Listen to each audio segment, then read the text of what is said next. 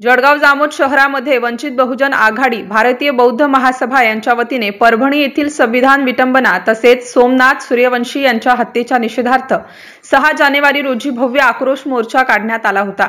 आक्रोश मोर्चामध्ये हजारोंच्या संख्येने बहुजन समाजातील महिला, पुरुष, तरुण, नवयुवक, युवती यांच्यासह समता सैनिक दलाचे जवान तसेच जळगाव जामोद तालुक्यातील संविधान प्रेमी नागरिक मोठ्या संख्येने सहभागी झाले होते।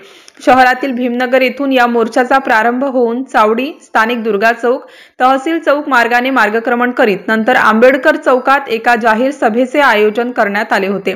यावेळी वंचित बहुजन आघाडी व भारतीय बौद्ध महासभेच्या वतीने राष्ट्रपती व मुख्यमंत्री यांना परभणी संविधान प्रतिकृती विटंबना, सोमनाथ सूर्यवंशी व मस्साजोगचे सरपंच संतोष देशमुख यांच्या मारेकऱ्यांना कठोर शिक्षा करण्याची मागणी करण्यात आली। संविधान प्रतिकृतीची तोडफोड करणाऱ्या आरोपींची नार्को टेस्ट करावी तसेच केंद्रीय गृहमंत्री अमित शहा यांनी लोकसभेमध्ये केलेल्या वक्तव्याचा सुद्धा या प्रसंगी संघटनेच्या कडून निषेध व्यक्त करण्यात आला।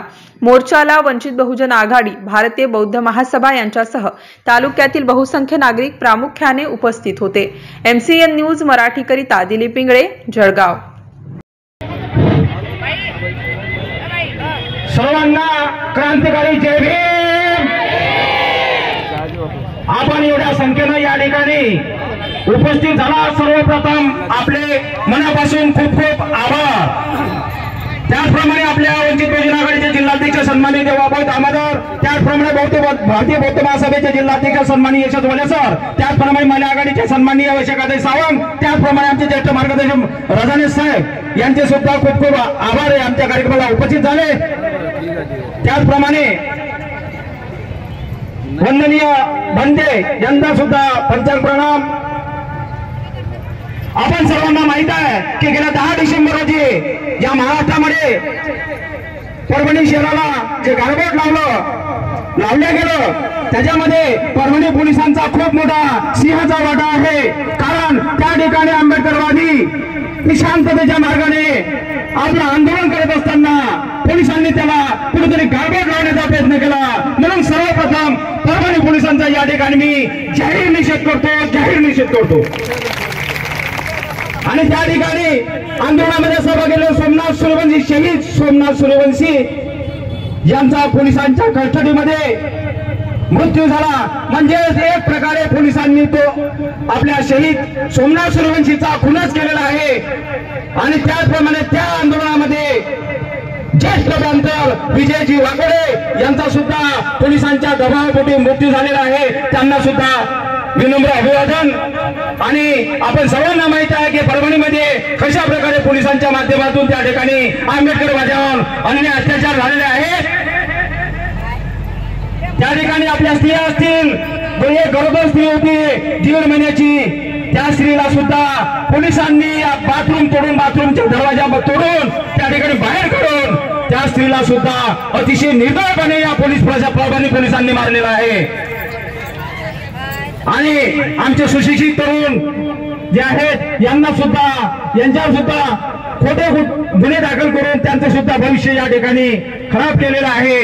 अशा प्रकारे परभणी प्रकरण झाले।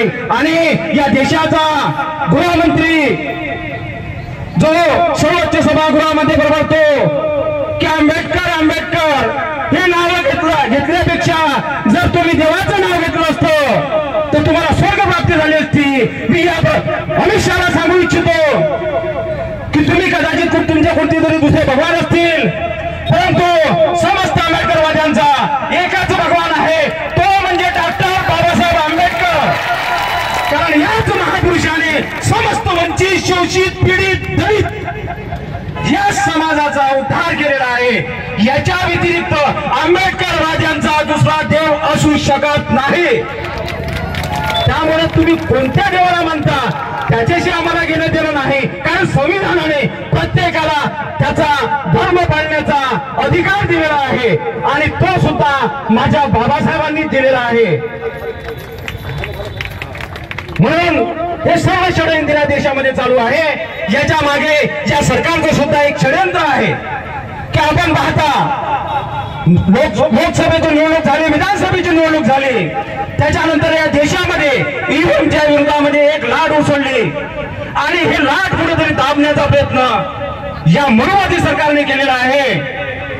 म्हणून या मनुवादी सरकारला सुद्धा सांगायचं आहे की तुम्ही किती दाबण्याचा प्रयत्न करा, ईव्हीएम हटाव देश बचाव हे मोहीम जगभर देशभर चालणार आहे। याची आपण नोंद घ्यावी, कारण आंबेडकरवादी जेव्हा एक प्रकरण हाती घेतो तेव्हा ते पूर्णत्वास नेल्याशिवाय तो कदापि मागे हटत नाही, हे अमित शहाला याच्या माध्यमातून सांगायचं आहे। म्हणून अधिक आपला वेळ न घेता मी आपणास पुनश्च आपले खूप खूप आभार मानतो की गेल्या 8-10 दिवसापासून आम्ही आपली आयोजक समिती जी मेहनत घेतली त्या मेहनतीचं फळ तुमच्या माध्यमातून या ठिकाणी दिसत आहे। एवढंच या ठिकाणी सांगतो आणि थांबतो। जय भीम, जय संविधान, नमो बुद्धाय, जय भीम,